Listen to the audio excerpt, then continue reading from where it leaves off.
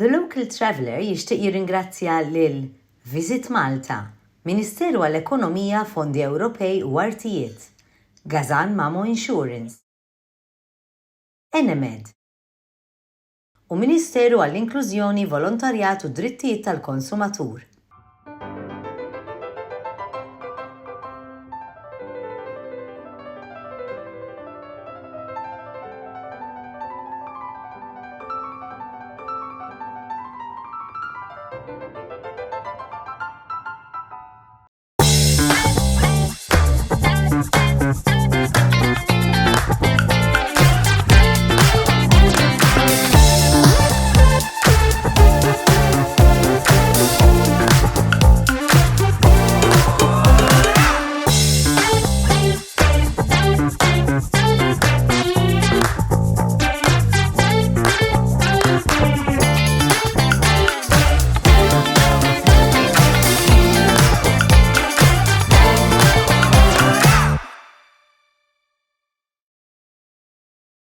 Il-patrimonju Malti huwa wieħed rik ħafna fuq livell anke mondjali u ħafna huma dawk il-viżitaturi illi jiġu u jaraw dan il-patrimonju. B'xorti tajba din is-sena il-Konkatedral ta' San Ġwan iċċelebra set ta' razzi illi huma uniċi fid-dinja u fl-ewwel ġurnata biss ġew jarawhom 6500 ruħ. Għalkemm daw ġew esebiti għal ftit ġimgħat biss u f'dan il-perjodu li aħna ħadna l-opportunità biex niġu nurruhomkom kif kienu ikunu oriġinarjament, dawn sa jibqgħu fil-patrimonju tagħna u meta jitlesta il-Mużew tal-Konkatedral ta' San Ġwan sa jiġu esebiti hemmhekk. Sa mmorru niltaqgħu mal-kuratur Cynthia De Giorgio li sa tgħidilna aktar dwarhom u fl-istess ħin narawhom fil-grandjożità tagħhom hekk imdendlin.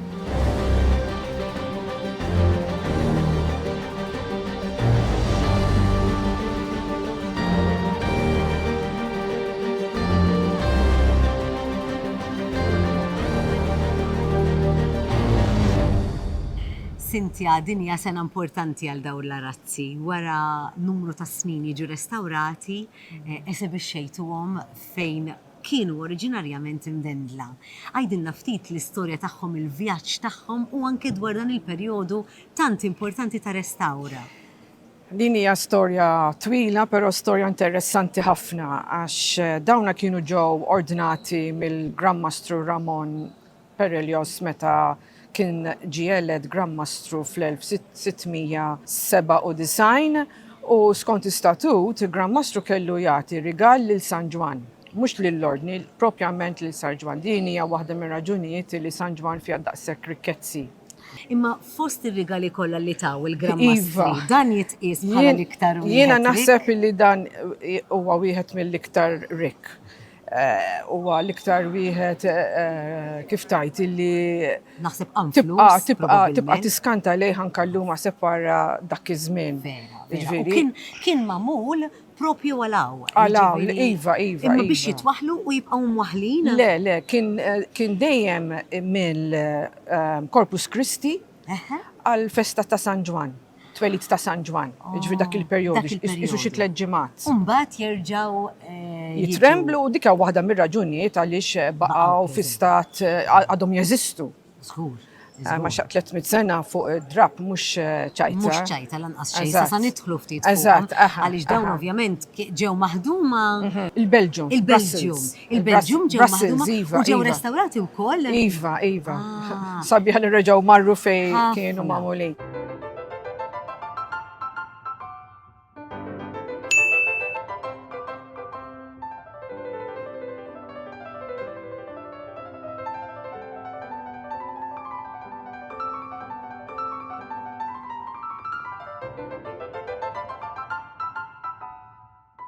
ħaġa li jiena sibu interessanti ħafna. Meta ġie elett il-Grandmastru Perelios, il-Knisja kienet diġà kif qed tara llum, jiġifieri bl-irħam, bil-skultura, bid-deb. Allora kellu jgħid jinxħanati. Eżatt, proset. L-organi l-ġdida, l-artal l-ġdid, jiġifieri x'kien hemm iżjed li tista' żżid. U kien prinċep Katalan, jiġifieri dan ma kien se joqgħod għal xi regal żgħir li ħajintilef biż-żmien. U ma nafx kienx l-idea tiegħu, nixtieqna ta' min kienet l-idea li jagħti dan is-set ta' arazzi li hija karatteristika flammina ħafna li jagħtu regali tal-arazzi mhix xi ħaġa tas-South iktar issiba fin-Nord, għax ovvjament anka huma tip ta' insulation fil-palazzi kienu jiddendu l-arazzi. Ħabba l-kesħa. Kienet tgħin u xek isek għandek tapit mal-ħajt. Żgur. U kienu wkoll faċli biex toħodhom minn palazza li ieħor xtrembilhom tqedhom fit-trakk u toħodhom. Ġifieri kien avvanzat naħseb bħala Grammastru wkoll li ħafna qisu kien telaq kolt. mill-żona Kien tiegħu. kolt ħafna, kien jaf x'inhu jagħmel u ħa interess personali f'dan is-set għax hemm litri tiegħu li għamel korrespondenza mal-ambaxxadur u qed jikkorrispondi mal-ambaxxatur. Fuqha, ġifieri dik hija kollha rekordjata u qiegħda Iva hemm litri ġol arkivji nazzjonali. Ta' min jgħid li n-nies f'dawn it-tliet ġimgħat li kien eżebiti ma qatawx vera. Le, għax ilhom ma jiddendlu 33 sena, ġifieri mhux ġurnata u tnejn. Imma Maltin ukoll anke barranin. Iva ħafna Maltin ġew ukoll.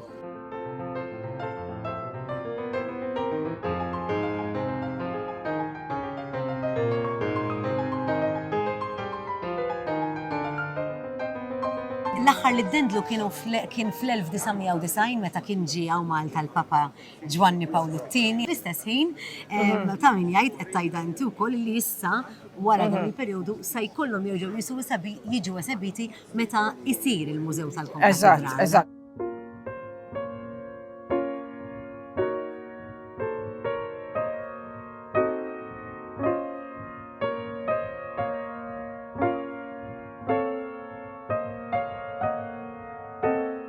Issa ta' min jgħid li apparti l-isbuħija tagħhom dawn għandhom storja fihom. Il-qofol tal-istorja tagħhom u tiġi mill-riforma protestanta.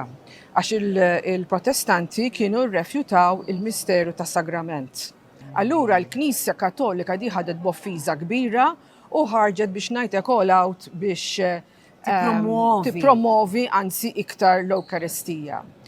U metodu kien illi tuża metodi viżwali għax inti il-kunċett ta' trionf tal-Ewkaristija kif se tagħmilha pittorali f'image. U dan huwa juri l-ġenju li kien Peter Paul Rubens għax marret fuq l-Infanta Isabella ta' Spanja li kienet qiegħda il-Duchess ta' Brussell għax Brussell kien jagħmel ma' Spanja dak iż-żmien. U għaltlu jiena rrid nordna set arazzi li juri trionf tal-Ewkaristija biex intija il-monasteru favorit tiegħi. U da kellu jħabbel boħu biex jara x'se jagħmel. U hu vvinta din is-serji ta' chariots, golden chariots, illi tmur lura li tradizzjoni Griega u Rumana, illi imperatur meta jkun rebaħ xi battalja jidħol fuq din il-chariots tad-deb jew tal-fidda jew indurata insomma. Allura jekk pereżempju tħares li trionf tal-fidi kif ukoll it-trionf tal-Knisja li qiegħda warajna. Allura u bħala biex juri trionf ġab din il-chariot tad-deb u fuqha hemm eglesja bil-qiegħda u f'idejha għandha monstrance bl-Ewkaristija ġo fiha. Edha tiġi miġbuda minn erba żwiemel bojot u għandha wkoll dawk il-allegoriji li huma il-virtuwijiet prinċipali tal-Kristjaneżmu. Jiġifieri huma ġew ordinati bħala set. Bħala set. U fejn ġew imwaħla dawk kienu? Oriġinalment fil-monasteru l-Madrid, monasteru Descalques Royal. Ħafna drabi meta jkun hemm xi prinċipessa illi titlef ir-raġel tagħha titħol ġo monasteru, ma tibqax ħajja ċivili. Mbagħad il-Grammastru Perelios ħal idea tagħhom li das-set li għandu li huwa iktar favolus mis-set tagħha biex ngħidlek, l-ewwel kienu għaddew 60 sena jiġifieri il-manufacturing kienet inbidlet ħafna. Għax kellhom ħafna iktar kuluri, il-dyeing process kienet kibret ħafna. dak iż-żmien. Allura inti jekk tara s-set oriġinali tiegħu hemm ftit changes ta' kuluri, mentri hawn kull 10 ċentimetri tista' tara kemm il-darba da biddel il-ħajta għax kellu ħafna iktar tones u tonalities. Jiġifieri għalhekk tan iktar huma favolużi, għandhom iktar kuluri sbieħ, għandhom dik il-three-dimensional quality, ishom qegħdin jaqbżu barra minn ġol frame. Saru 60 sena wara l-oriġinali. Żgur, il-proċess kien kiber ħafna dak iż-żmien, kien hemm ħafna żvilupp fid-dyeing system, jiġifieri fej forsi qabel kellhom aħmar biss, issa kellhom aħmar ċar, aħmar skur, aħmar b'ħafna hues, kien hemm anke daħal ir-roża, kien diffiċli dak iż-żmien tagħmel ir-roża. Tifhem?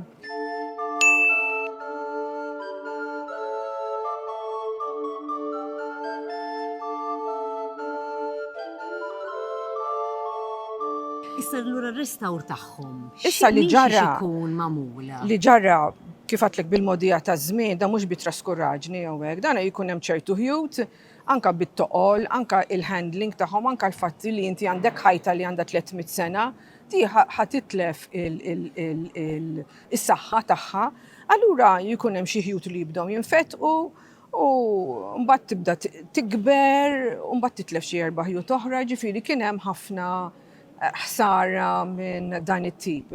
Issa inti iktar ma jkollok il-ħsara, iktar qed titlef iċ-ċans illi dal-arazz ħassalvaħ. Però naħseb kien vera kif ngħidu bl-Ingliż a stitch in time, għax meta rajna illi kien hemm ċertu ħsarat, niżinnihom u bdejna nibatuhom il-laboratorju li jispeċjalizza biss fir-restawr tal-arazzi.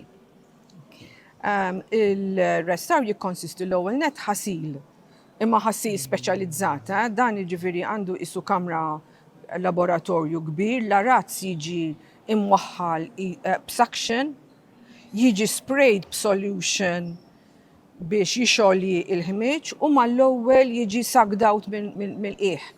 Mbagħad mal-ewwel jinixfuh bil-blowers mingħajr sħana, mbagħad jagħmluh fuq looms kbar. U emmek huwa labor intensive ukoll, ġifieri għax inti għandek ir-restawratriċi illi trid toqgħod tfittex ħajta litteralment, u tikkonsolida jew iżid xi ħajt biex dak il-loss terġa' tiġbru u tikkonsolidah.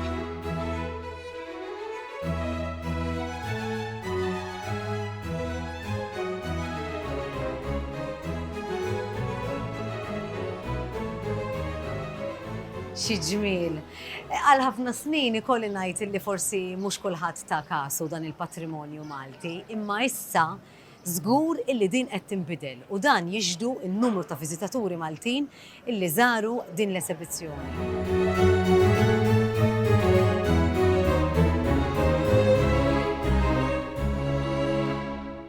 Ħajja waħda qalb in-nies